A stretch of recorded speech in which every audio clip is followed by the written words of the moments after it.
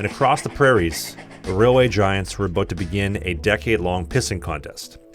It would start in Edmonton, with the Canadian National Railway demolishing their downtown station to build the original CN Tower right here that opened in 1966 at a cost of $10.5 million.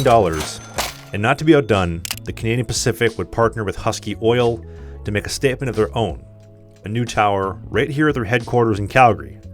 And construction would begin in February of 1967, and in just 16 months, the tower was complete. Opening in June of 1968 at a cost of $3.5 million, towering 191 meters above the skyline, and it was the tallest structure in the city by far, and the new symbol for Calgary for the next 100 years to come.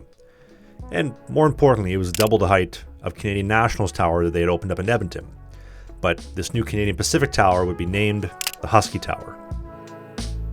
Now, the original Calgary passenger station would stand for one more year, but would ultimately meet the wrecking ball in 1969 to make way for other developments, which is a real shame. In Canada, we have a theme of demolishing our beautiful history, but just imagine if this station still stood today. The tower itself would be renamed only a few years after opening in 1971 to the Calgary Tower. And for nearly 2 decades, the basement level, which was called Tower Center, would take over the responsibility of serving passengers on all of the long-distance Canadian Pacific and later Via Rail trains.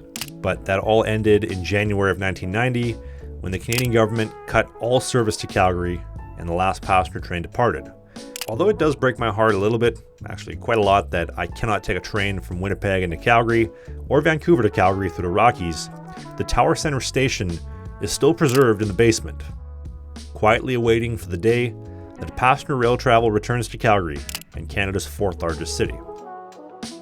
The tower itself has also had plenty of its own iconic moments, like in 1988 during the Calgary Winter Olympics, where it held the title for the world's tallest Olympic torch with a natural gas burning cauldron installed on top of it. And that brings us to my experience here in 2025 inside one of the best kept secrets, not just in Calgary, but Canada-wide.